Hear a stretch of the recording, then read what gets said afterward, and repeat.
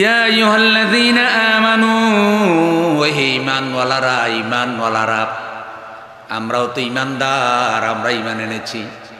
আল্লাহ ঈমানদারকে ডাক দিয়ে বলছেন যেন আমাদেরকে আল্লাহ ডাক দিয়ে বলতেছে, লা তাত্তাবিউ খুতুওয়াতিশ শাইতান, ওহে ঈমানদার শয়তানের অনুসরণ করিও। ঈমানদার কি বলতেছে? কাকে বলতেছে? মনোযোগ লাগান, কারে বলতেছে? কে বলতেছে? শয়তানের অনুসরণ করিও না। কার অনুসরণ? কথা কর না, কার অনুসরণ? এখন অনুসরণ করলে কি হবে? ওয়া মাইয়াত্তাবি খুতুওয়াতিশ শাইতান ফাইন্নাহু ইয়া'মুরু বিল ফাহশাই ওয়াল মুনকার। যে শয়তানের অনুসরণ করবে, শয়তান তাকে অশ্লীল কাজ, অন্যায় কাজ, সীমা লঙ্ঘন কাজের মধ্যে নিয়োজিত করবে। শয়তান ভালো কাজের কথা বলবে না, ভালো কথা বলবে না। শয়তান মানুষকে পাপের কাজে, খারাপ কাজেই উৎসাহিত করবে, খারাপ কাজ করাবে। তাই আল্লাহ বলছে, ঈমানদার, ঈমানদার শয়তানের অনুসরণ করিও না। এবার আমার জবাব দেন, লাহোরটাকে শয়তান আছে না মরে গেছে? কোম্পানিগঞ্জে, বাংলাদেশে, সৌদি আরবেও, সারা পৃথিবীতে শয়তান মরার কোনো সম্ভাবনা নাই। জুতা চোরে জুতা চুরি করে, গরু চোরে গরু চুরি করে, ছাগল চোরে ছাগল চুরি করে, দুর্নীতিবাজে বাংলাদেশের টাকা চুরি করে,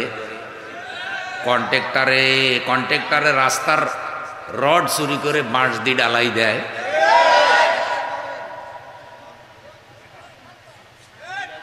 আহা, ও আমার বন্ধু, মুরব্বীরা বলে নাপিতের নজর সাবার দিকে। আপনি যদি বাজারে কোনো সেলুন দোকানে যান, তখন যে নাপিতে দেখবো যে গাল সাবার দাড়ি বড় হয়েছিনি, একটু শেভ করত যাইবনি। মুসির নজর জুতার দিকে।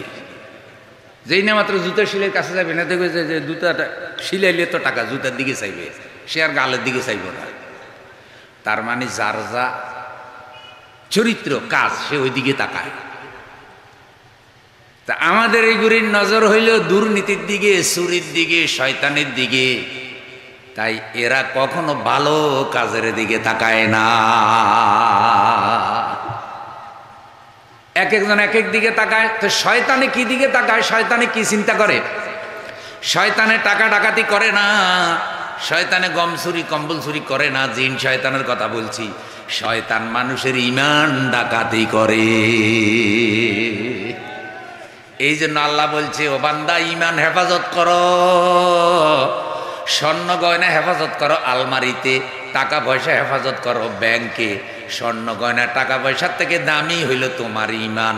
চোরের ডরে টাকা ব্যাংকে রাখো, স্বর্ণ গয়না যেন চোরে নিতে না পারে। আলমারির ভিতরে গোপন পকেটে স্বর্ণ গয়না লুকাইয়া রাখো, শয়তান যেন ঈমান ডাকাতি করতে না পারে।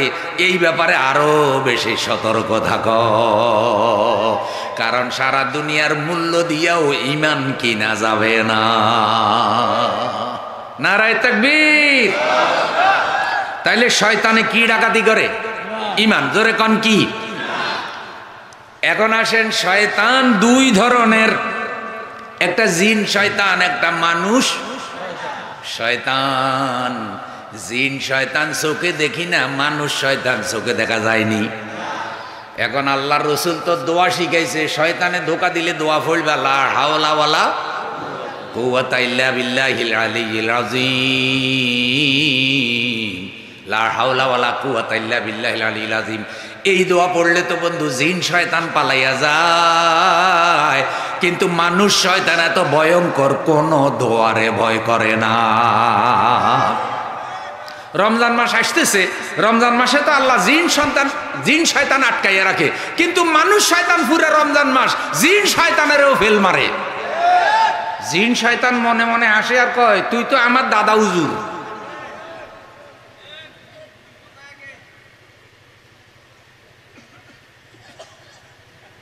তাইলে এই যে আলেম ওলামাদের উপর জুলুম অত্যাচার যা করছে, আল্লামা সাঈদীকে যারা দর্শন মামলার আসামি বানাইছে, ওগুলা একটাও জিন শয়তান না, সব হলো মানব শয়তান।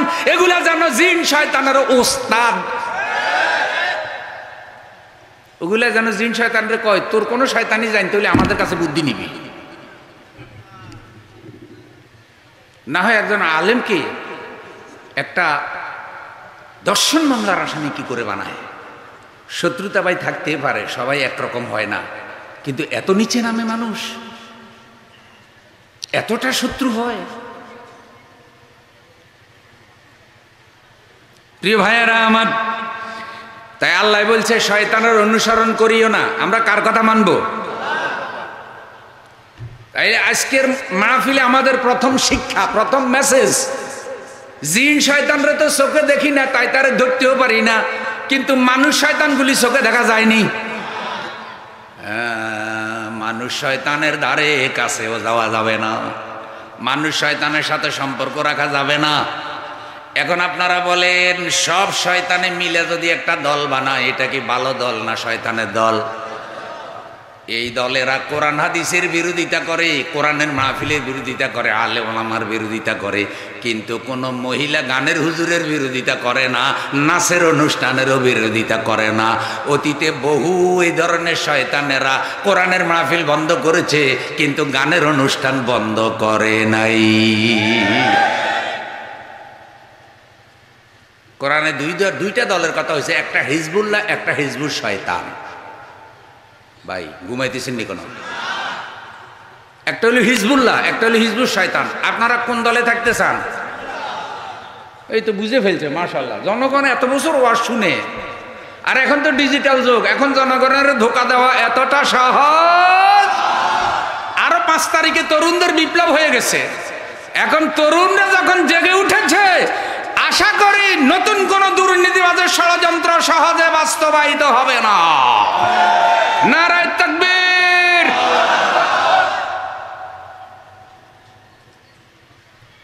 প্রিয় ভাইয়েরা আমার, হিজবুল্লাহ মানে আল্লাহর দল, হিজবুল শয়তান মানে শয়তানের দল। এখন শয়তানের দল কোন দল? যেই দলের গঠনতন্ত্র কোরআন অনুমোদন করে না, যেই দলের নেতা নেত্রীদের চরিত্র কোরআনের সাথে মিলে না। আমার কোনো দোষ নাই রে বন্ধু, আমার চাইও খারাপও জানিও না, কারণ হাসরের দিন আমি যদি কথা এগুলা না বলি, তুমি কিন্তু আল্লাহর কাছে আমারেও ধরা খাওয়াই দিবা যে আল্লাহ গো, আমরা মানুষ এত খারাপ আছিলাম না, আমরা না হয় শয়তানের দোকায় ভুলে গেছিলাম, কিন্তু ঢাকা থেকে যে ফখরুদ্দিন হুজুরের আনলাম, কি সুন্দর চা খাওয়াইলাম, মঞ্চে বসাইলাম, ডিম বাজে দিয়ে, আলু বাজে দিয়ে, মুরগি বাজে দিয়ে ভাত খাওয়াইলাম, হুজুরেও তো বুঝাইলো না, বুঝাইলে কিন্তু আমরা হেদায়েত হইতাম। উল্টা মামলা দিয়ে দিবি হুজুরের বিরুদ্ধে। অতএব এদেরকে এই সুযোগ দেওয়া যাবে। এই জন্য বেজার হইলেও সব কথা বলে দিতে হবে, কারণ পরিবেশ যত খারাপই হোক না কেন, আল্লাহর কোরআনের কোনো কথা গোপন করা যাবে না। নারায়ে তাকবীর। তাইলে গঠনতন্ত্রের মধ্যে যে শর্তগুলো আছে, এগুলি একটাও ইমানের সাথে মিলে না। ধরেন গঠনতন্ত্রে আছে ধর্মনিরপেক্ষতা, আচ্ছা বলেন তো, কোরআনের মধ্যে আছে ধর্মনিরপেক্ষতা হারাম, আর ওদের গঠনতন্ত্র আছে আমরা ধর্মনিরপেক্ষতা মেনে চলবো। কোরআনেরটা ঠিক না ওদেরটা ঠিক? তাইলে ওই গঠনতন্ত্রের মধ্যে বুদ্ধি এগুলা যারা ঢুকাইছে, এই মতবাদ যারা আনছে, তাদেরকে মানুষ শয়তান ছাড়া আর কিছু বলার সুযোগ আসেনি।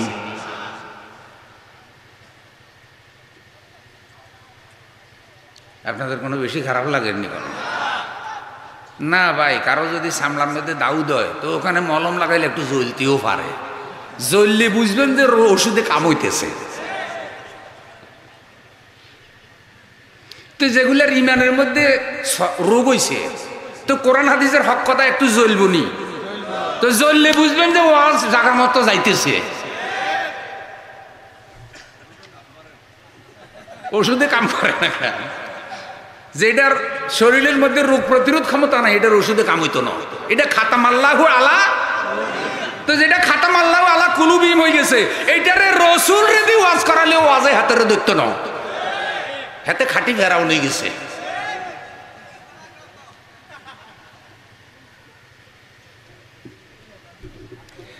তো গঠনতন্ত্রে আছে ধর্মনিরপেক্ষতা। এখন আপনারা বলেন তো, আপনারা কি ধর্মের ব্যাপারে নিরপেক্ষ না ইসলামের পক্ষে? আল ইসলামও হাক্কুন পড়েন, আল ইসলামও অল কুফরু বাতিলুন। ইসলাম হক, কুফরি বাতিল। কুফরি কি? আরো জোরে, আরো জোরে। তো বাতিল হলো কুফরি। এখন কাফেররা কুফরি মতবাদ অনুসরণ করুক, বাতিল মতবাদ অনুসরণ করুক, কাফেরদের সাথে আমাদের কোনো কথা নাই, কোনো দুশ্মতি নেই। কিন্তু আমাদের কথা হলো মুসলমান দাবি করবে, হাজী সাহেব দাবি করবে, ইমানদার দাবি করবে, কাফন দাফন কোরআন হাদিস অনুযায়ী হবে, অথচ গঠনতন্ত্রে তারা কুফরি মতবাদ লাগবে। এই গঠনতন্ত্র মানা যায় না। এটা মুসলমানের গঠনতন্ত্র হতে পারে না, এটা শয়তানের গঠনতন্ত্র।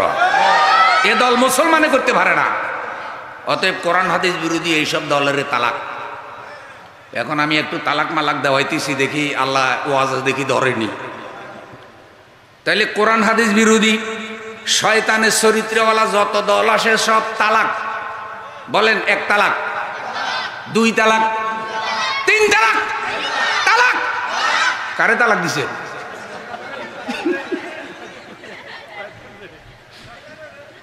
এ শয়তানের রে ভাই, ঠিক কথা কইছে, মাশাআল্লাহ, বুঝছে। চাই না আবার অন্যদিকে নিয়ত করিয়েন না।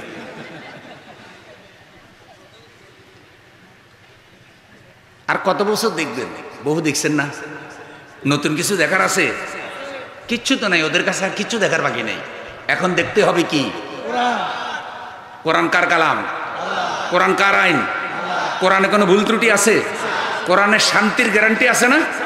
রেজেকের গ্যারান্টি আছে না? শিক্ষার গ্যারান্টি আছে না? ন্যায় বিচারের গ্যারান্টি আছে না? পাড়া প্রতিবেশীর হকের কথা আছে না? অমুসলিমদের অধিকারের কথা আছে না? মা বাবার হকের কথা আছে না? রাষ্ট্র, পরিবার, সমাজ, ব্যক্তি, আন্তর্জাতিক জীবন পরিচালনার কথা কোরআনে আছে না নাই?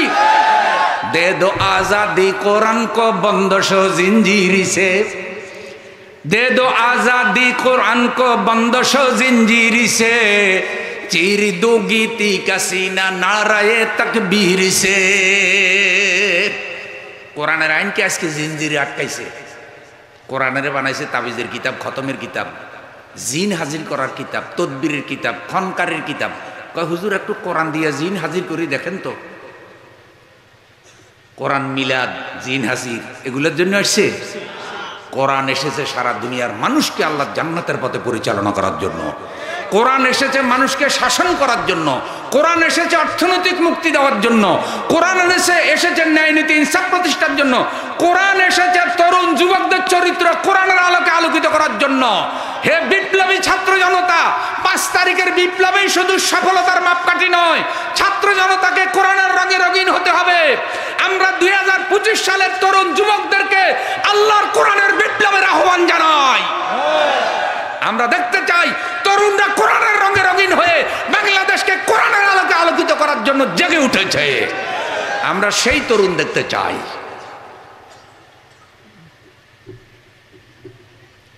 যুবকেরা ঠিক আছেন নি? মাশাআল্লাহ। জীবনের সবচেয়ে শ্রেষ্ঠ কাল যৌবনকাল। বুড়াকালে এত বেশি ইবাদত করা যায় না তো ভাই। বুড়াকালে 10 বছর সংগঠন করা আর যৌবনকালে 1 বছর করা সমান। যৌবনকালের স্পিরিট কি বেশি, ইবাদতেও মজা বেশি। অজু করলে অনেকক্ষণ অজু রাখা যায়। আন্দোলন, স্লোগান, সংগ্রাম সব যৌবনকালেই বেশি। এই জন্য আল্লাহ জান্নাতের বয়সটা বাছাই করছে যৌবনকাল। আল্লাহও যুবকদেরকে পছন্দ করে, সুবহানাল্লাহ। আর হাদিসে আসছে যেই যুবক যৌবনকাল আল্লাহর রাস্তায় কাটায়, কোরআনের সমাজ প্রতিষ্ঠার রাস্তায় কাটায়, সেই যুবককে আল্লাহ হাসরের দিন আরশের নিচে ছায়া দেবে। সেই যুবক আপনাদের এখানে তৈরি হোক, এটা কি চাই? তাহলে ইসলামী সমাজ কল্যাণ পরিষদ যুবকদেরকে আল্লাহর কোরআনের দিকে দাওয়াত দিচ্ছে। লাহোরের আজকের এই মাহফিল আপনাদের এই এলাকার পুরো কোম্পানিগঞ্জের যুবকদেরকে কোরআনের দিকে দাওয়াত দিচ্ছে। মানব রচিত দল, মানবের চরিত্রবান ওই সব নেতাগুলিকে তালাক দিয়ে আল্লাহর কোরআনকে বুকে আঁকড়ে ধরো। রাসূল সাল্লাল্লাহু আলাইহি সাল্লাম তোমাদেরকে হাসরের দিন বুকে জড়াইয়া জান্নাতে নিয়ে যাবে। নারায়ে তাকবীর। তাহলে শয়তান ইমানদারের শত্রু, আল্লাহ ইমানদারের বন্ধু। শয়তান দুনিয়াতে যার বন্ধু, আল্লাহ তার কথা বুঝেন নাই। শয়তান যার বন্ধু, আল্লাহ তার শত্রু।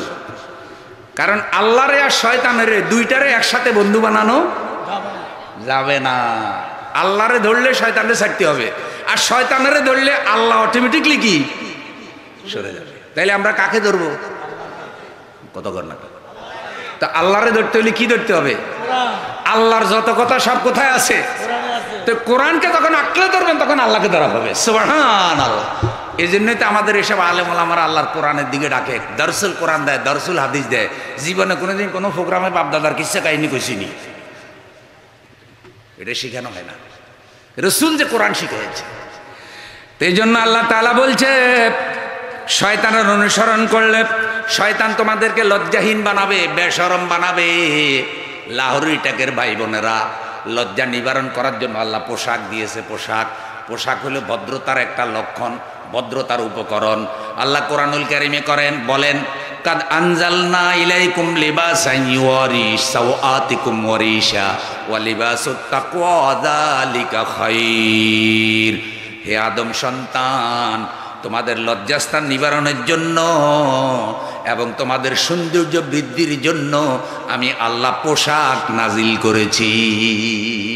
সুবহানাল্লাহ।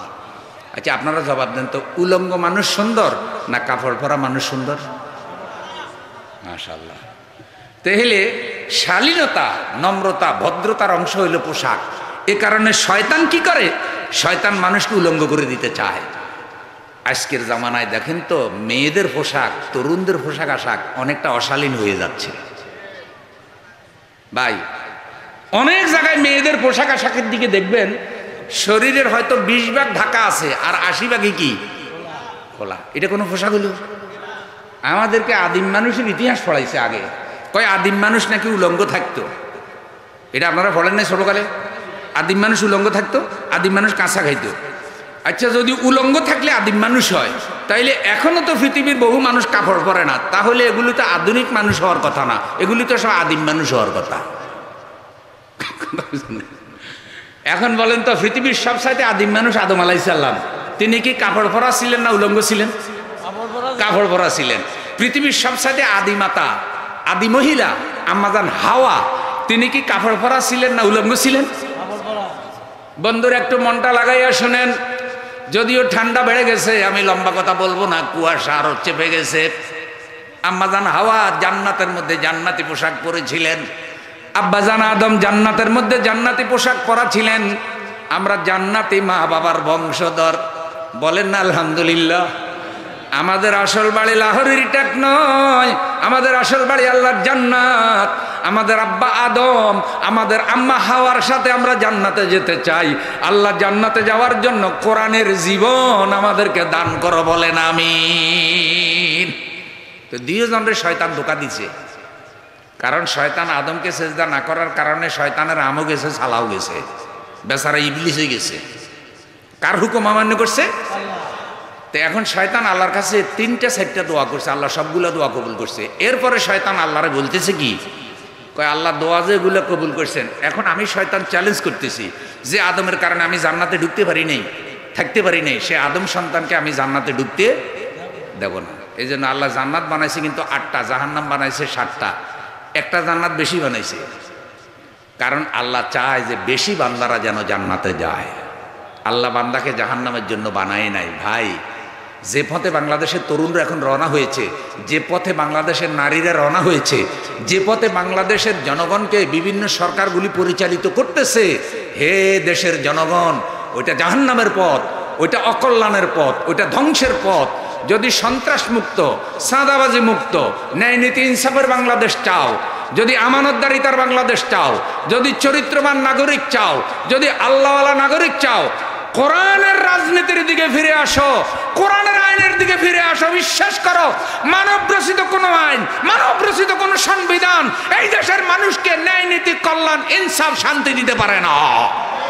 নারায়ে তাকবীর। এখন শয়তান কয় আল্লাহ, তো এই যে আপনি যে জাহান্নাম 7টা বানাইছেন, এ তো জাহান্নামে তো জায়গা হইব না, কারণ আমি তো বনি আদমের সবগুলার জাহান্নামে ঢুকাবো, একটু জাহান্নাম বেশি বানাইলে ভালো হইতো। আপনারা আমার সাথে সংযোগ আছেননি? শয়তান এটা কারে কইতেছে? শয়তান চ্যালেঞ্জ দিয়ে আসছে যে বেশিরভাগ লোকের সে কোথায় ঢুকাইবে? কোরআন পড়েন না, তুম্মা লাআতিয়ান্নাহুম মিন বাইনি আইদিহিম ওয়া মিন খালফিহিম ওয়া আন আইমানিহিম ওয়া আন শামাইলিহিম। আল্লাহ বান্দাকে ডাইনি থেকে, বামে থেকে, সামনে থেকে, পিছনের থেকে আমি শয়তান তোমার বান্দাকে ধোঁকা দেব। আমি সুদ হইয়া ধোঁকা দেব, আমি ঘুষ হইয়া ধোঁকা দেব, আমি মদের বোতল হইয়া ধোঁকা দেব, আমি দুর্নীতি হইয়া ধোঁকা দেব, আমি দুনিয়া হইয়া ধোঁকা দেব, আমি অশ্লীল নারী হইয়া ধোঁকা দেব, আমি জানা ব্যভিচারের রূপ ধরে আসব, আমি নেতা নেত্রী হইয়া আসব, আমি রাজনৈতিক দল হইয়া আসব। বান্দার ঈমান নষ্ট করার যত পথ আছে আমি শয়তান সকল পথ পদ্ধতি অবলম্বন করে তোমার বান্দার ঈমানটা বরবাদ করব। কারণ তোমার এই বান্দার কারণে আমি জান্নাত হারাইছি, আমার নেকামল বরবাদ হয়ে গেছে। আমি জানি জান্নাত কত আরামের জায়গা ছিল, যাদের কারণে আমি জান্নাত হারালাম তারা আমার শত্রু, সুতরাং তাদেরকে জান্নাতে আমি ঢুকতে দেব না, তুমি জান্নাতি পাইবা না। দুনিয়াতে যত মানুষ আছে সব আমার কর্মী হয়ে যাবে। জোরে বলেন নাউজুবিল্লাহ। শয়তানে যে এই কথাগুলি আল্লাহরে বলছে, কিছু কিছু ক্ষেত্রে কিছু বাস্তবতা দেখা যায়। বর্তমানে দাড়িওয়ালা, টুপিওয়ালা, হাজি সাহেব, জুব্বাওয়ালাও শয়তানের কর্মী আছে না নাই? যারা কোরআন হাদিস বিরোধী, ইসলাম বিরোধী দল করে, এগুলা সব শয়তানের কর্মী ননি। শরম লাগে একটু কইতে কেন? এখন আল্লাহ লগে রাজনীতি ফাজনীতি এত করে স্লোগান টোলোগানেও কি একটু গেছিলাম, আল্লাহ অফিস টফিসে বইছি, বুঝতে পারিনি, কিন্তু আজকে তো হুজুরে মাহফিলে বলে দিছে আল্লাহ, এখন আমি বুঝতে পারছি, আজকে তওবা করলাম। এভাবে বুঝি শুনে যদি তওবা করে অতীতের সব গুনাহ মাফ হয়ে যায়। অতীতে নামাজ পড়েন নাই, আজকে নামাজ পড়বেন, তওবা করেন, আল্লাহ অতীতের সব মাফ করে দিতে পারে না? অতীতে মিথ্যা কথা বলছেন, আজকে তওবা করেন, আল্লাহ সব মাফ করতে পারে না? তবে অতীতে মাফ হবে না কোনটা জানেন? কোনো বান্দার হক যদি নষ্ট করে থাকেন। ধরেন রাস্তার টাকা চুরি করছেন 10 লাখ, এখন কইছেন আল্লাহ যা করছি আর করুন না, আল্লাহ মাফ করে দেন। এটা আল্লাহ মাফ করবে না। কেন করবে না? ওই 10 লাখ যে চুরি করছেন এগুলো আবার রাষ্ট্রীয় ফান্ডে ফেরত দিবেন। কথা বুঝেন না? তখন বলতে হবে আল্লাহ যে চুরি করছিলাম, চোরাই টাকা রাষ্ট্রীয় ফান্ডে ফেরত দিছি, এখন আমার মাফ করে দেন। আল্লাহ কয় এটা হলো আসল তওবা। সুবহানাল্লাহ কোন? আচ্ছা কেমনে বুঝাইলে আপনারা বুঝবেন? আমার কথা বুঝা যায়নি। ধরেন দুর্নীতি করি, 2 নম্বরই করি, চুরিদারি করি, জাল দলিল করি, আপনি এই লাহোরিটাকে 100 শতক জায়গার মালিক হইছেন। এখন হুজুরে তওবার ওয়াজ করছে, এখন আপনি কইতেছেন হুজুর আমার তওবা করাই দেন। হুজুরে কইতেছে বলেন তওবা কে মাইনে সব বুড়ি বাতো সে সব বুড়ি কামুস ইত্যাদি ইত্যাদি। তো এখন হুজুরে তওবা করাইতেছে, তোকে আল্লাহ যা করছে জীবনে আর করুন না, কিন্তু 100 শতক যে 2 নম্বরই করে রয়েছে ওইটা কিন্তু মালিকানা রয়েছে। আচ্ছা এটা মালিকানা থাকলে তওবা হইবনি? আর একটু বুঝেন, ধরেন এখানে একটা কূপ, মরা গরু পড়ছে কূপের মধ্যে, এখন হুজুরে মাসলা দিছে যে এই কূপের পানি পবিত্র করতে হইলে 60 বালতি পানি উঠাইতে হইব, তাইলে কূপের পানি কি হইব? পবিত্র হয়ে যাবে। আচ্ছা বলেন তো 60 বালতি পানি উঠাবার আগে মরা গরু উঠান লাগবে নি? মরা গরু এটা পানিতে রাখা 60 বালতি না, যদি 600 বালতি 6000 বালতি পানি উঠান, কূপ পবিত্র হইব নি? আচ্ছা কেন হবে না? কথা কন, কেন হবে না? মরা রইয়া গেছে। এখন আপনি যে 2 নম্বরই করি, দুর্নীতি করি, সন্ত্রাস করি, সাদাবাজি করি, এই বড় বড় বাড়ি বানাইছেন, বড় বড় দোকান করছেন, মরা গরু তো আপনার মালিকানা রইয়া গেছে। এখন আপনি বলতেছেন তওবা কে মাইনে সব গরু বাতুছে, কই তওবা হইছে কই? গরু তো রইয়া গেছে।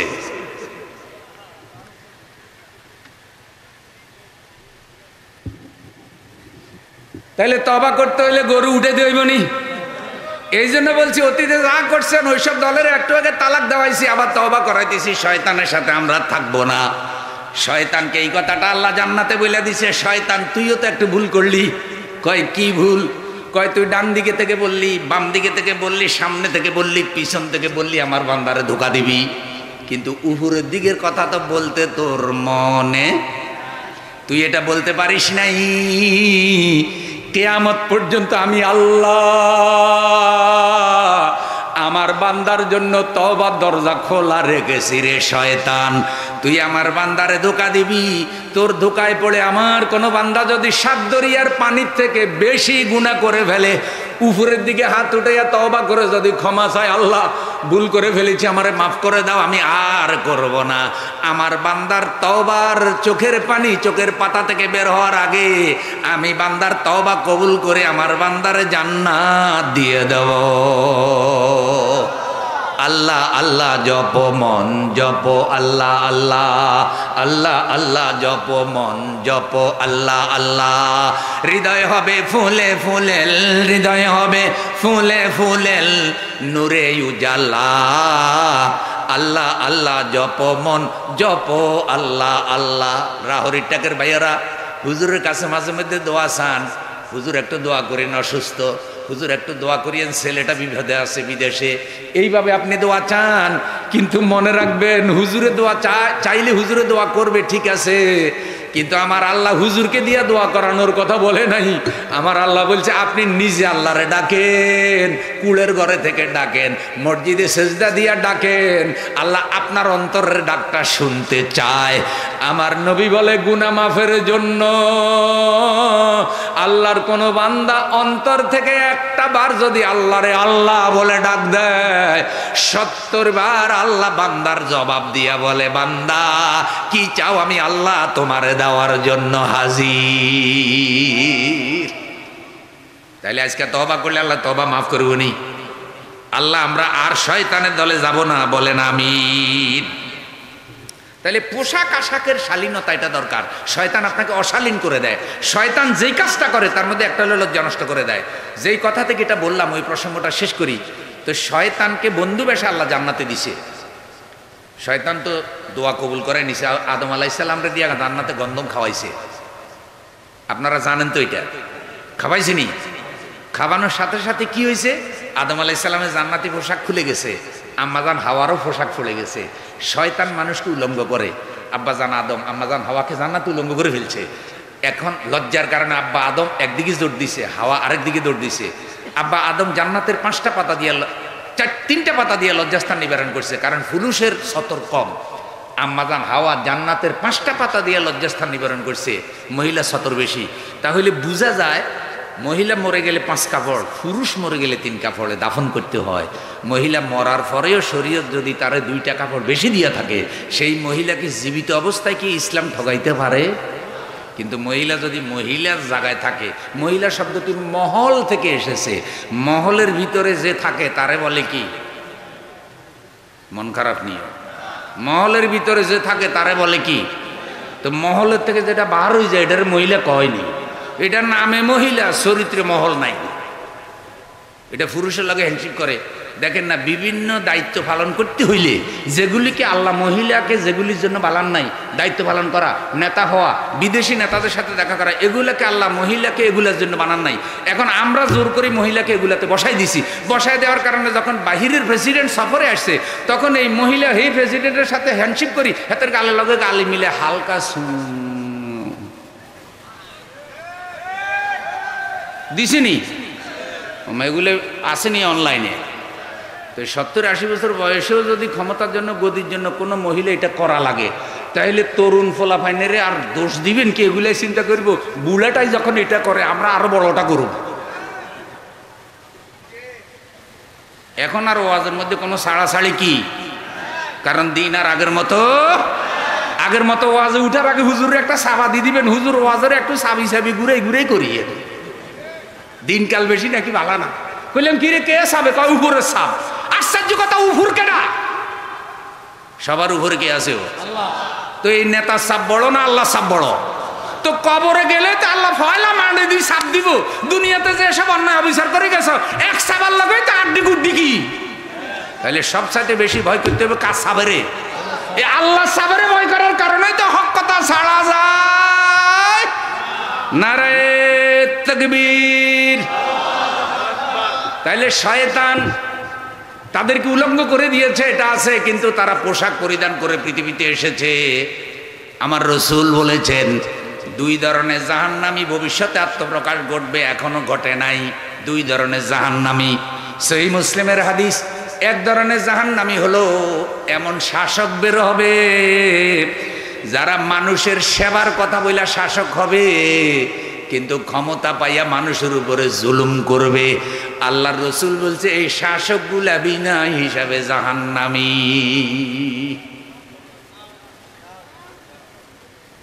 আল্লাহ আমাদেরকে রক্ষা করো। আল্লাহ ভাই, আপনারা কি কেউ এরকম গদি চাননি যে গদির উচিলে বিনা হিসাবে জাহান্নামে যাওয়া লাগবে? এই গদি আমাকে দরকার আছে নি? আমরা গদিরে কি দিয়ে পবিত্র করতে চাই? আমরা তো নিজেরা যেতে চাই না, কোরআনকে পাঠাতে চাই। এখন কোরআন অনুযায়ী যদি হুজুর ঠিক হয় তাহলে হুজুর ঠিক, কিন্তু কোরআন অনুযায়ী যদি হুজুর ঠিক না হয় তাহলে হুজুর বদলিবে, কোরআন কোরআনের জায়গায় থাকবে। ভাই, মসজিদের ইমাম যদি ভুল করে, কোরআন অনুযায়ী শরীয়ত অনুযায়ী ইমামের ভুল ধরা পড়ে, মুসল্লিরা লোকমা দেয়নি কতক্ষণ। যদি হুজুরের লোকমা গ্রহণ না করে তাইলে শরীয়ত বলে কি হুজুরের গালের মধ্যে ধরে হুজুরের ফিসে নেয়, কারণ এই হুজুর দিয়ে ইমামতি চলবে না, এটা শরীয়তচারী হুজুর। এটা ক্ষমতা দখল করছে, ইমামতির পদ দখল করছে ক্যাডারের মতো। এটা কোরআন হাদিসের নিয়ম জানে না, এটারে সরাইয়া একজন আল্লাহওয়ালা লোকরে আবার ইমামতিতে দে। নারায়ে তাকবীর। তো মসজিদের মধ্যে যদি কোরআন হাদিসের উল্টা গেলে, শরীয়ত মুসল্লিদেরকে দায়িত্ব দিছে ইমামের সরা, তাইলে মসজিদের বাহিরে বিশাল রাষ্ট্রীয় জগৎ রয়ে গেছে, যারা ওই পদে বসে কোরআন হাদিসের উল্টা চলে। জনগণের উপরে কর্তব্য এদেরকে ক্ষমতা থেকে নামাইয়া নাক লোকদেরকে ক্ষমতায় বসাইয়া দেওয়া। তাহলে ভবিষ্যতে যদি ভোট দিবার সুযোগ পান, আবার শরীরে দিবেন, কেমন? চাঁদা বাজারে দিবেন তো, দুর্নীতি বাজারে দিবেন তো। আমি কারো বিরুদ্ধে কইতেছি না, চাই না আবার কেউ বাজার হই না যে হুজুর এগুলো কি কয়। আমি কইতেছি 5 তারিখে দুর্নীতি সন্ত্রাস চাঁদাবাজদের বিরুদ্ধে একটা বিপ্লব হয়েছে। সেই বিপ্লবের জয়গ্রাসী কিছু খুশি হয়েছে, মনে একটা ভালো কিছু হইতে পারে। কিন্তু নতুন করে যদি আরেক শহরেই বসে তাহলে পাবলিকের কোনো লাভ হইব না, দেশের কোনো লাভ হইব না। এই চুরির কারণে পাকিস্তানি দৌড়েছি, কইছি পাকিস্তানিরা আমাদের দুর্নীতি করে। পাকিস্তানিরা গেছে 52 বছর হয়ে গেছে, এখনো হেগের বিরুদ্ধে খালি কইতেই আছে। তো এই 52 বছর পর্যন্ত দুর্নীতি করে কারা? ওরা তো পাকিস্তানিদের ওস্তাদ। কতক্ষণ পাকিস্তানিদেরকে দৌড়াইছি কেন? 1970 সালে ইলেকশন হয়েছে, আমরা নিরঙ্কুশ সংখ্যাগরিষ্ঠতা পাইছি, 88% লোক আমাকে ভোট দিছে। যদি তারা গাদ্দারি না করে ক্ষমতা দিত আমাকে, তাহলে চিত্রটা ভিন্ন রকম হইতে হবে। কারণ 70 সাল পর্যন্ত আমাদের রাজনীতি কখনো স্বাধীনতার রাজনীতি ছিল না, ছিল স্বায়ত্তশাসনের রাজনীতি, 6 দফার রাজনীতি। আমরা তখন নারায়ে তাকবীর আল্লাহকে স্লোগান দিতাম, জয় বাংলা আমরা দিতাম না, কারণ জয় বাংলা ইসলামী স্লোগান না। কাজী ইব্রাহিম সাহেব একটা ভালো কথা কইছে, জয় বাংলার দিন শেষ, নারায়ে তাকবীরের বাংলাদেশ। কথা কর না, 2টা স্লোগান ওনার খুব মজা লাগছে আমার, 2টা স্লোগান এখন একটু দিবেন। একটা হইলেও বলছে জয় বাংলার দিন শেষ, নারায়ে তাকবীরের বাংলাদেশ। বেজার হয়েছেন না? আরেকটা কইছে কি, ওই 31st নাইটকে কেন্দ্র কইরা, বয়ফ্রেন্ড গার্লফ্রেন্ডের দিন শেষ, স্বামী স্ত্রীর বাংলাদেশ। বয়ফ্রেন্ড গার্লফ্রেন্ডের কি? স্বামী স্ত্রীর। আচ্ছা কোন তো বয়ফ্রেন্ড গার্লফ্রেন্ড কি ইসলামের সংস্কৃতি নিয়ে? ইসলামের সংস্কৃতি হইল স্বামী স্ত্রী, বিয়ে। বিয়ে ছাড়া তো কোনো ছেলে বন্ধু মেয়ে বান্ধবী হইতে পারে না। কিসের বয়ফ্রেন্ড, কিসের গার্লফ্রেন্ড, খাতা বুড়ি, এগুলো পশ্চিমাদের কালচার। আমাদের তরুণদের জন্য হলো স্বামী স্ত্রী। বিয়ের আগে কখনো বয়ফ্রেন্ড গার্লফ্রেন্ড হইতে পারে না। ফাডার গার্লফ্রেন্ড আছে, ফাডার গার্লফ্রেন্ড আছে সাগি।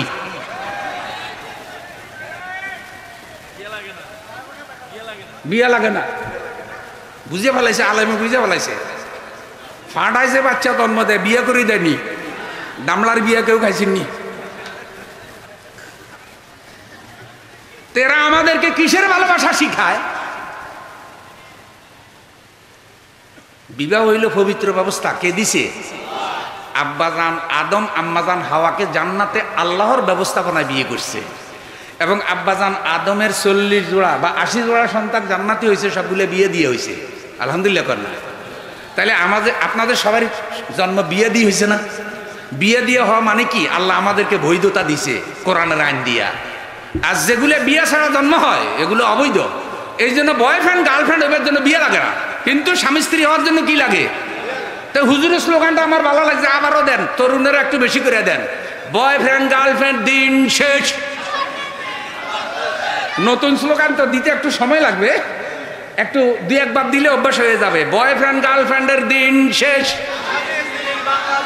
হ্যাঁ, তাইলে আজীবনে ছেলে বান্ধবী মেয়ে বান্ধবী বানাবি নিকন না? না, হ্যাঁ বান্ধবী হইব, স্ত্রী হইলে বান্ধবী হইব। বিয়ের আগে কোনো বান্ধবী টান্ধবী কি? এগুলির কারণে লজ্জা চলে যায়, শরম চলে যায়। এই জন্য আল্লাহ আমাদের সকলকে হায়া লজ্জা দান করুন। সহিহ বুখারীর হাদিসটা শুনেন। আন আব্দুল্লাহি আনিন নবী সাল্লাল্লাহু আলাইহি সাল্লাম قال, হযরত আব্দুল্লাহ রাদিয়াল্লাহু তাআলা আনহু থেকে হাদিস বর্ণিত, তিনি রাসূলুল্লাহ সাল্লাল্লাহু আলাইহি সাল্লাম থেকে বর্ণনা করেন, মা মিন আহাদিন আগায়রু মিনাল্লাহি মিন আজলি যালিকাল ফাওয়াহিশা ওয়া মা আহাদুন আহাব্বা ইলাইহিল মাদউ মিনাল্লাহ। আল্লাহর থেকে অধিক মর্যাদা সম্পন্ন আর কেউ নাই। আল্লাহ এমনটা চান যে আল্লাহর প্রশংসা হোক। আল্লাহ কোরআনে বলেছেন, সাদ্দরিয়া যেই পরিমাণ পানি, পৃথিবীর যত গাছগাছালি আছে, পৃথিবীতে যত প্রাণী আছে, সব এক জায়গায় হইয়া যদি আল্লাহর প্রশংসা লেখা শুরু করে দেয়, গুণগান লেখা শুরু করে দেয়, কালি শেষ হয়ে যাবে, কলম ক্ষয় হয়ে যাবে, লেখকের হাত বন্ধ হয়ে যাবে, আল্লাহর প্রশংসা লিখে মানুষ শেষ করতে পারবে না। হামদে বেহদ মর খোদায়ে পাকেরা আকে ইমা দাদে মুস্তে খাকেরা। আল্লাহ চান যে নিজের প্রশংসা বেশি হোক এবং আল্লাহর থেকে অধিক মর্যাদা সম্পন্ন আর কেউ নাই। সে আল্লাহ বলছে, আমি অশ্লীলতাকে হারাম করেছি, শালীনতাকে তোমাদের ভদ্রতার বাহন বানিয়েছি। সুবহানাল্লাহ। তাইলে আমরা পোশাক পরব রসুলের দেখানো পদ্ধতিতে। যেটা বলছিলাম যে দুই ধরনের জাহান্নামী আত্মপ্রকাশ ঘটবে, এখনো ঘটে নাই। আল্লাহ তাআলা শয়তানকে এখনো বাঁচাইয়ে রাখছে এবং শয়তান আমাদেরকে অভদ্র বানাতে চায়, অশালীন বানাতে চায়, আল্লাহদ্রোহী বানাতে চায়, আল্লাহ থেকে দূরে সরানোর জন্য লজ্জা শরম শেষ করে দিতে চায়। অথচ রসুল বলেছেন, আল হায়াউ শুবাতুম মিনাল ঈমান, লজ্জা শরম ঈমানের অঙ্গ। যা শরম নাই তার ঈমানও নাই। আর আমরা তরুণ তরুণী, যুবক যুবতী, মা বোন, নারী পুরুষ, বয়স্ক অল্প বয়স্ক, সবাইকে আমরা লজ্জাশীল হওয়ার কথা বলছি, শালীন পোশাক পরার কথা বলছি। রসুল বলছে দ্বিতীয় ফাঁকা জাহান্নামী হলো কি? ওয়ানিসাউন কাসিয়াতুন আরিয়াতুন মামিলাতুন মাইলাতুন রুউসাহুন্না কাসনিমাতিল বুখতিল মাইলা লা ইয়াদখুলনাল জান্নাতা ওয়া লা ইয়াজিদনা রিহাহা ওয়া ইন্না রিহাহা লাতুজাদু মিন মাসিরাতিন কাযা ওয়া কাযা। আল্লাহর রাসূল বলেন, এমন কিছু মেয়ে লোক বের হবে যারা কাপড় পরবে অথচ উলঙ্গ থাকবে, আকৃষ্ট হবে, আকৃষ্ট করবে। কাপড় পরবে, উলঙ্গ থাকবে, আকৃষ্ট হবে, আকৃষ্ট করবে। এই মেয়ে লোকগুলো জান্নাতে যাওয়া তো দূরের কথা, জান্নাতের সুগন্ধ পাবে না। যদিও হাজার হাজার মাইল দূরে থেকে জান্নাতের সুগন্ধ পাওয়া যায়, এই অশ্লীল মেয়েগুলো যদি জান্নাতের সুগন্ধ না পায়, তাহলে যারা ব্যভিচার, অশ্লীলতা, বেহায়াপনার নাটক, গান, ফেসবুক, ইন্টারনেট যারা অশ্লীল ভিডিও দিয়ে ভরে দিয়েছে, তারা যে জান্নাতে যেতে পারবে না সেই ব্যাপারে কোনো সন্দেহ। এবার হাদিসটার ব্যাখ্যা শুনেন, সংক্ষিপ্ত ব্যাখ্যা। সাহাবা একরাম জানতে চাইলেন, হুজুর উলঙ্গ থাকবে, কাপড় পরবে, এটার ব্যাখ্যা কি? কাপড় পরলে তো কাপড়ই পরলো, আবার উলঙ্গ থাকার অর্থ কি? হাদিসে ব্যাখ্যায় কয়েকটা দিক তুলে ধরা হয়েছে। তার ব্যাখ্যায় একটা হইল, রসুল বলছে কাপড়টা শর্ট হবে। কি হবে? শর্ট হবে। কাপড় চোপড় শর্ট হবে, কাপড় সংক্ষিপ্ত পরবে, ফলে বডির বেশিরভাগ দেখা যাবে। এটা হইলো কাপড় পরে উলঙ্গ থাকা। আরেকটা হইলো কাপড়টা পাতলা হবে, মানে এত পাতলা কাপড় পরবে যে কাপড়ের ভিতরের থেকে তার বডি দেখা যাবে। এটা হইলো কাপড় পরে উলঙ্গ থাকা। আরেকটা হইলো কাপড়টা এত টাইট হবে যে শরীরের গোশত যেন কাপড় ছিঁড়ে বাইরে যাবে। এরকম আসেনি? আল্লাহ জানে ওইটা কি সিলাইয়া ফুটছে না ভৈরা সিলেছে। এত টাইট কাপড়, এগুলা তরুণেরও অনেক সময় পরে। এইসব টাইট ফ্যান্ট পরিয়া যদি রুকু সেজদা যায়, ফিসিতে ডাব্বুস করে ফ্যান্ট ফুলি যায়। এই জন্য আমি তরুণদেরকে অনুরোধ করি, ফ্যানটা ঢিলা ডালা করে বানাইবেন তো ইনশাল্লাহ। শার্ট পরেন, একটু ঢিলা ডালা করে পরেন, টাকনুর উপরে পরেন। কারণ আল্লাহ রসুল বলেছে যে যারা টাকনুর নিচে অহংকার করে পোশাক পরিধান করে, আল্লাহ গোস্বা করে তাদের সাথে হাসরের দিন কথা বলবে না। তা আমরা পোশাক পরে আল্লাহরে কি রাগান্বিত করতে চাই? তাইলে আমরা টাকনুর নিচে অহংকার করে কাপড় পরবো না, আর আমরা অশালীন কাপড় পরবো না। রসুল সাল্লাল্লাহু আলাইহি সাল্লামের শ্যালিকা হজরতে আসমা কোনো একদিন আল্লাহ রসুলের সামনে পর্দার আয়াত নাজিল হওয়ার আগে একটা পাতলা কাপড় পরে আসছে। রসুল সাল্লাল্লাহু আলাইহি সাল্লাম কিন্তু তার দুলাভাই কইলাম, তো সে শালিকা যদি দুলাভাইয়ের সামনে একটু পাতলা কাপড় পরেই আসে, বাংলাদেশে দুলাভাই হইলে তো একটু খুশি খুশি হওয়ার কথা যে আমার আধুনিক শালিকা পাইছি। কিন্তু রসুল সাল্লাল্লাহু আলাইহি সাল্লাম তাকে দেখে চেহারা ঘুরাইয়া ফেলছে, ঘুরাইয়া বলতেছে, হে হে রসুলের শালিকা, সাবালিকা হওয়ার পর, বড় হওয়ার পর কখনো এরকম পাতলা দোপাট্টা পরে তার ভগ্নিপতির সামনে আসা উচিত নয়। এই কথা বলে রসুল চেহারা ঘুরেছে, দূরের থেকে হজরত আয়েশা এটা শুনছে, শুনে এসে তারা জড়াইয়ে ধরছে, জড়াইয়ে ধরে তারা পর্দার ভিতরে নিছে, নিয়ে রাগ করে জামা ছিঁড়ি ফেলাইছে, ছিঁড়ি তারপরে একটা মোটা কাপড়ের জামা ফরাইছে, ফরাইয়া তাকে আয়নার সামনে নিয়ে দাঁড় করাইয়া কয়, এখন চেহারাটা দেখো তো তোমারে কত সুন্দর লাগে। সুবহানাল্লাহ। খালি কাপড় পাতলা ছোট করলেনই সুন্দর লাগে। আর আমাকে মহিলা পুরুষদের এমন অবস্থা যে যত মানুষ আমারও দেখবে, যত খোলামেলা দেখবে, মনে হয় আমারও সুন্দরই লাগে। তাহলে তো গরু ছাগল হলেই ভালো লাগতো, ছাগলে তো কাপড় পরে না, ছাগলের কোনো পায়জামা প্যান্ট কামিজ আসেনি, ফান্ডার বোরকা আসেনি, কুকুরের কি কোনো কাপড় আসেনি? নাই। কিন্তু কুকুরের তারপরও কিছু শালীনতা আছে, পেশাব করলে দাঁড়াইয়া ডাইরেক্ট করে না, পেশাব করার জন্য বেচারা কিছু না কিছু একটা আড়াল তালাশ করে। তারপর একেবারে কুকুর নিজের ভদ্রতা শরীয়ত অনুযায়ী সেই বেটা একটা পা উঠাইয়া আসতে ভদ্রতার সহিত পেশাবটা করে। শরীয়ত কিন্তু ছাগলেরও আছে, ছাগল একেবারে দাঁড়াইয়া করে না, সামনের দুইটা পা মানুষের মতো খাড়া করে, পিছনে দুইটা পা বসাইয়া এত সুন্দর ছাগলে পেশাব করে, সামনে বদনা দিলে মানুষের মতো দেখা যাবে। কথা কর। তাইলে এগুলোর মধ্যেও কিছু নম্রতা ভদ্রতা আছে না নাই? সৃষ্টিগত। এগুলো আল্লাহ তাদেরকে পড়ালেখা করায় নাই, ছাগল মাদ্রাসায় পড়ে না, কুকুরে কোনো ডিগ্রি নেয় না। আল্লাহর সৃষ্টি জগৎ থেকে সৃষ্টিগতভাবে আল্লাহ ওদেরকে ভদ্রতা দিছে। কেবল মানুষের জন্য নবী ফাটিয়েছে, কোরআন ফাটিয়েছে, আল্লাহ তাআলা শিখাইছে, তারপরেও মানুষ এই রাস্তা থেকে দূরে সরে যায়। মানুষ বড় অকৃতজ্ঞ। আল্লাহ আমাদের সকলকে নম্রতা, ভদ্রতা, শালীনতা দান করেন বলি আমিন। এখন যেই কথাটা লাস্টে বলতে চাই, একটা মা একটা বোন ইচ্ছা করলে একটা পরিবারকে জান্নাতের বাগান বানাইতে পারে গো বন্ধু। এটা ইতিহাসের কথা। ইতিহাসের কথা হইলে হযরত রাবেয়া বসরি ঘরে একবার চোর ঢুকছে। চোর ঘরের মধ্যে ঢুকে কোনো টাকা পয়সা মাল সামান কিছু পায় না। শীত কাটা চোর, আগে ঢুকতো না, শীত কাটা অন্যায়। হ্যাঁ, এখন যেহেতু অনেক উন্নত মানের চোর বাইর হয়েছে, যারা বিদেশে থেকে ব্যাংকের থেকেও টাকা চুরি করে নিয়ে যায়। বাংলাদেশ ব্যাংকে টাকা চুরি হয়েছিল না একবার? ভাইরে ভাই, কি বৈজ্ঞানিক চোর! এতে বিদেশে থেকে হ্যাকিং করি। ও চোরের আবার আধুনিক নাম দিছে হ্যাকার। কি সুন্দর নাম দেখছেন এবার, হ্যাকার। হ্যাকার মানে চোরা।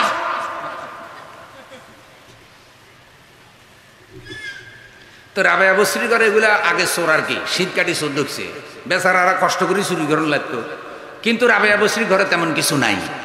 পুরা ঘর খুঁজতেছে, রাবেয়া নামাজ পড়তেছে মশারির নিচে, সালাম ফিরে বলতেছে, চোর ভাই তুমি তো অনেকক্ষণ কষ্ট করছো, খালি হাতে যাইও না, কিছু দিয়ে দিব। সরে গেছে এবার, হায় হায়, আমও যাইব সালাও যাইব, এমনি তো কিছু পাইলাম না, আবার ধরা খাইছি। ও পালাইতে গিয়া দরজার সাথে ধাক্কা খাইছে। রাবেয়া বসরি বলতেছে, পালাইও না, মানুষ ডেকে তোমাকে মার খাওয়াবো না, খালি হাতে যাইও না, অনেকক্ষণ কষ্ট করছো, আমি মশারের নিচে তোমার কষ্টটা দেখছি, কিছু তো পাইলা না, কিছু দিয়া দেবো। সরে আসছে যে হয়ে গেছে, এত বছর চুরি করি, জীবনেও তো এরকম বাড়িওয়ালা পাই নাই। এইভাবে যদি চোরেরে পাওয়া যায়, কোনো চোরেরে কই ছাড়িয়ে দিবার সম্ভাবনা আসেনি? ল্যাংড়াই বলবে যে আমি একটা লাথি দিয়ে এলো, ওর পাই নাই।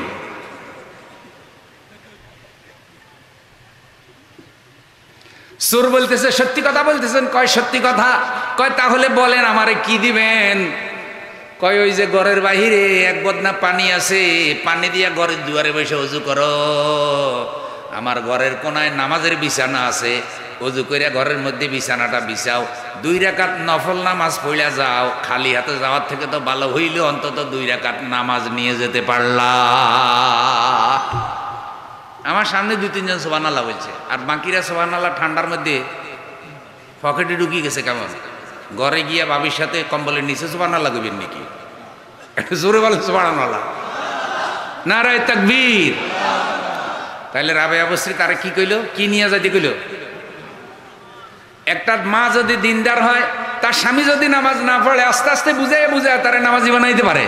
একটা মা যদি সৎ হয়, আল্লাহওয়ালা হয়, তার স্বামীর অল্প ইনকামে সে খুশি থাকতে পারে, যেভাবে হযরতে ফাতেমা রাদিয়াল্লাহু তাআলা না খুশি ছিলেন। হযরতে আলীকে জীবনে কোনোদিন টাকা পয়সার জন্য, দুনিয়ার কোনো সাকসিকের জন্য হযরতে ফাতেমা তাকে চাপাচাপি করেন নাই। সেই ফাতেমার ব্যাপারে আমার রসুল সংবাদ দিয়েছে, ফাতেমা তা জাহরা সাইয়্যিদাতু নিসায়ে আহলিল জান্নাহ। হযরতে ফাতেমা রাদিয়াল্লাহু তাআলা আনহা আল্লাহর জান্নাতে মহিলাদের নেত্রী হবে। হযরতে ফাতেমার 2টা সন্তান হাসান এবং হুসাইন, তাদের ব্যাপারে আমার রসুলের বাণী, আল হাসান আল হুসাইন সাইয়্যিদা শাবাবে আহলিল জান্নাহ, হাসান হুসাইন আল্লাহর জান্নাতে যুবকদের নেতা হবে। আল্লাহ লাহোরের টাকের এই যুব সমাজ হযরত হাসান হুসাইনের বন্ধু হিসেবে যেন জান্নাতে যেতে পারে। আল্লাহ লাহোরের টাকের মা বোনেরা হযরতে ফাতেমার বান্ধবী হিসেবে যেন জান্নাতে যেতে পারে। আজকে কোরআনের মাহফিল থেকে আমরা জানলাম শালীনতা, নম্রতা, ভদ্রতা এটা দরকার। আমরা কথায় অশালীন হব না, আমরা পোশাকে অশালীন হব না, আচার আচরণে অশালীন হব না। আমরা কোরআনের বিধিবিধান অনুযায়ী আমাদের জীবনকে গঠন করব।